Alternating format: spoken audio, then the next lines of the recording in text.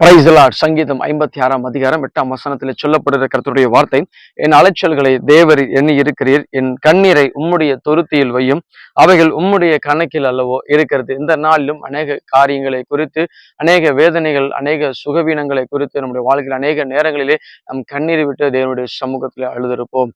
அநேக பிரச்சனைகளை குறித்து, இந்த பிரச்சனை எப்பொழுது மாறும், என்னுடைய போராட்டங்கள் எப்பொழுது மாறும் என்று சொல்லி அநேக நேரங்கள் நம் கண்ணீரை விட்டு தேவனுடைய சமூகத்திலே அழுது கொண்டிருந்திருப்போம்.